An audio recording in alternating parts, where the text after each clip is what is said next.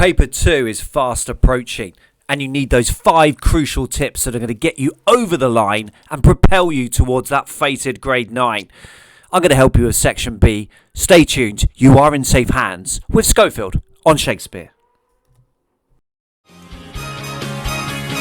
Simili a degli eroi, abbiamo il cuore a strisce, portaci dove vuoi.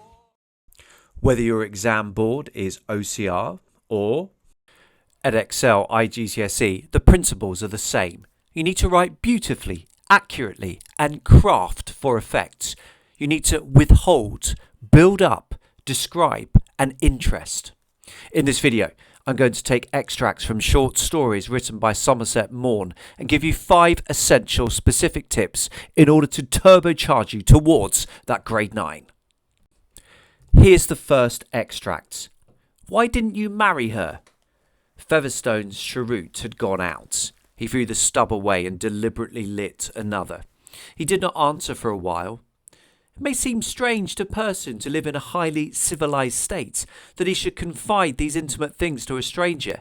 It did not seem strange to me. I was used to it. People who live so desperately alone in the remote places of the earth find it a relief to tell someone whom in all probability they will never meet again the story that has burdened perhaps for years their waking thoughts and their dreams at night. And have an inkling that the fact of your being a writer attracts their confidence. They feel that what they tell you will excite your interest in an impersonal way that makes it easier for them to discharge their souls. Besides, as we all know from our own experience, it is never unpleasant to talk about oneself. Why didn't you marry her? I had asked him. The most obvious feature here is the repetition of the question, why didn't you marry her, with a chunky paragraph in between. In this chunky paragraph, the narrator draws attention to the speaker's cigar going out and him lighting another. He then reflects more generally on the strangeness of the situation and the fact that Featherstone is apparently about to confide in him, in spite of the fact that they hardly know each other. Rather than return immediately to further confidences, the narrator instead continues to speak generically, pointing out that people who live so desperately alone in the remote places of the earth find it a relief to tell someone whom in all probability they will never meet again the story that has burdened perhaps for years their waking thoughts and their dreams at night. The effect of this is that the reader is made to wait. This tantalizes us. This intrigues us. An exam-style question for either exam board could be, write about a time you experienced an illness. I wrote, why didn't you do something about it? Retrospectively, this question makes a great deal of sense. However, how many of us live our lives governed purely by logic and rationality? How many of us immediately dash off carefree and panting to do the right thing? Our decision-making naturally oscillates depending on circumstances, mood, experience, and past consequences. Why didn't you do something about it? Yet still the question echoes inside my head, twisting, turning, yanking, and exposing. Still, I hear this persistent voice and this also reasonable question. Time now to practice this technique. Make the reader wait for the answer to a repeated question. Write a few short paragraphs using this technique on a time you experienced an illness. Press pause now to do this.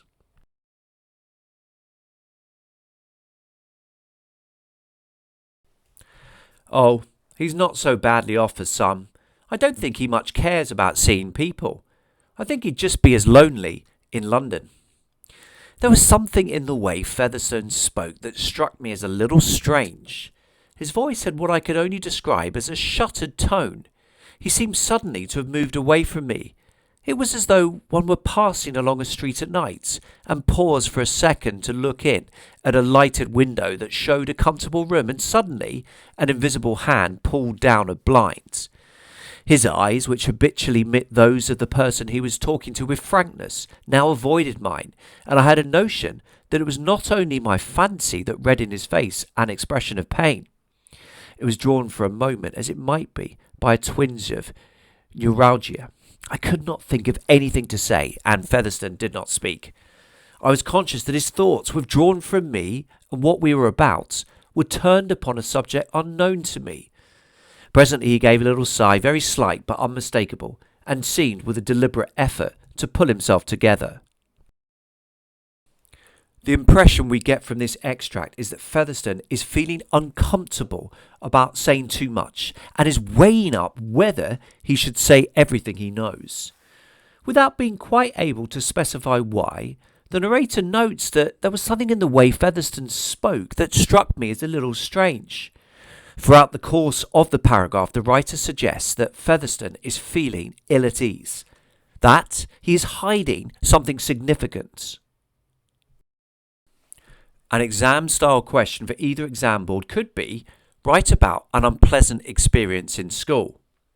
I wrote, "Oh, you certainly have the potential to achieve a respectable grade."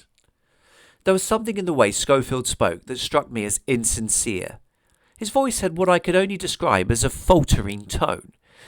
Whether it was the mediocrity of the chosen adjective, respectable, or the overly confident certainly, I was left with a distinct impression that this man no longer believed in me. His eyes now avoided mine, and I could discern a creeping impatience in the tapping of his fingers on his desk. "Make no mistake," he continued, "your final result could be quite something." Time now to practice this technique. Imply through description of tone and body language that a speaker is hiding something significant. Write a few short paragraphs using this technique in relation to an unpleasant experience in school. Press pause now to do this.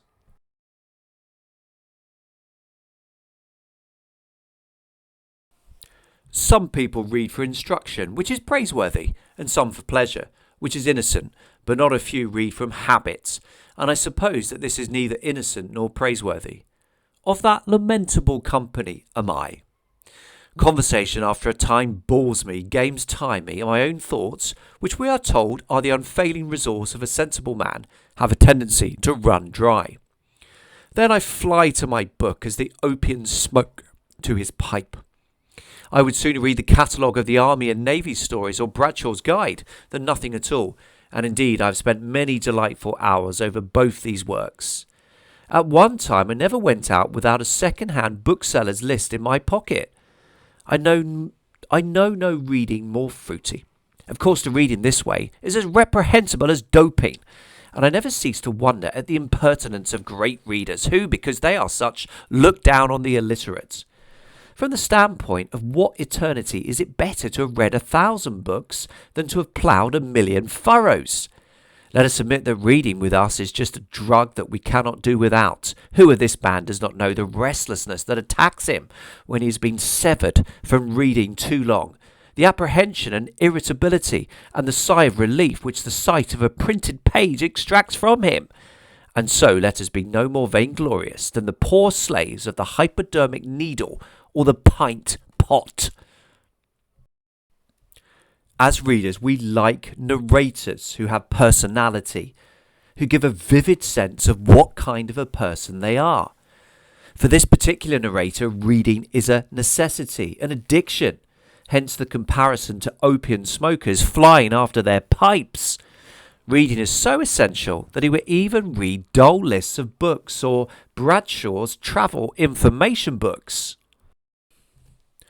An exam-style question for either exam board could be, write about a time when you or someone you know met up with family and friends. I wrote, "Some people purchase junk on DH Gate to help the world economy, which is praiseworthy, and some out of habit, which is innocent.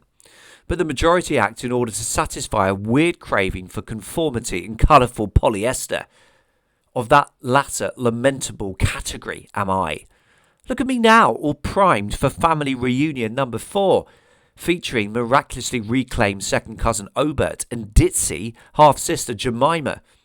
A painstaking process of elimination has left me gloriously, dazzlingly, angelically clad in all white, Emirat's fly better screams the front side, whilst the more astute will recognise that the back was originally intended to read Mbappe 9, but now consists of a few half-peeled black scraps and shapes. Time now to practice this technique. Create a sophisticated tone by ruminating on hobbies and habits. Write a few short paragraphs using this technique in relation to a time when you or someone you know met up with family and friends. Press pause now to do this.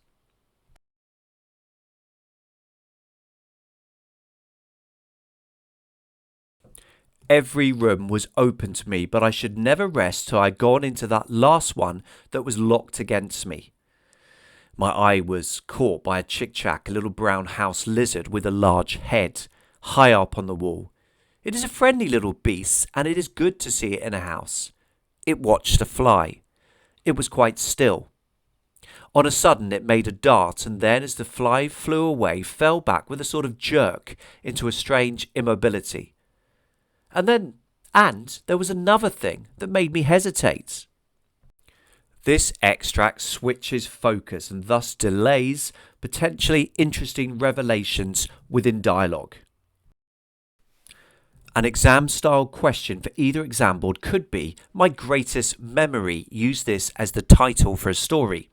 I write, "Looking back, I'm even more convinced that I had to act in this way.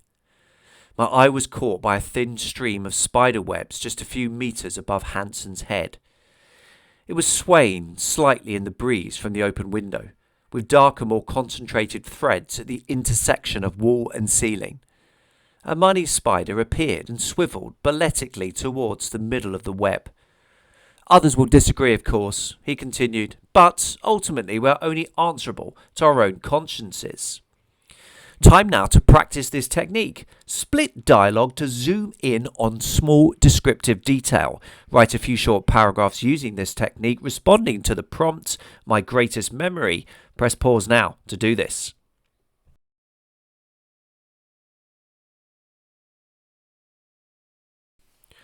Most people, the vast majority in fact, lead the lives that circumstances have thrust upon them. And though some repine, looking upon themselves as round pegs in square holes, and think that if things had been different they might have made a better showing, the greater part accept their lot, if not with serenity, at all events with resignation. They are like tramcars travelling forever on the self-same rails. They go backwards and forwards, inevitably, till they can go no longer, and then are sold as scrap iron. It's not often that you find a man who has boldly taken the course of his life into his own hands. When you do, it is worthwhile having a good look at him. That was why I was curious to meet Thomas Wilson. The first paragraph deliciously misleads the reader by talking about the passive majority, when the story itself will be about a rare individual who is the opposite to this. The first paragraph is withering and engaging in his descriptions of those who don't take risks and let life fly by. They are like tramcars travelling forever on the self-same rails. What a splendid change of pace and focus in the second paragraph. That was why I was curious to meet Thomas Wilson. An exam-style question for either exam board could be, write a story that begins, "The festival was crowded that night." I write, "Most people, the vast majority in fact, see festivals as an opportunity to behave loutishly, revel in excess, and purchase outlandish amounts of tat. Faced with a high-octane roller coaster ride, the majority will fall over each other to whip open their wallets so that they can experience the thrills and excitement of Top Thrill 2 or Fury 325. Such dispiriting names. Faced with a garish van offering tempting treats, the majority will dully line up before shoveling terrifyingly unhealthy and unsatisfying products down their throats. As one they will roar, 'This donut, is heaven on earth,' and other such mortifying, inaccurate cliches. It is not often that you find someone who takes a different approach. That was why I was curious to meet Ian Thomas. Time now to practice this technique. Spend a paragraph exploring how most people behave, but switch to an individual who behaves differently in the subsequent paragraph. Write a few short paragraphs using this technique for a story which begins with the festival was crowded that night. Press pause now to do this.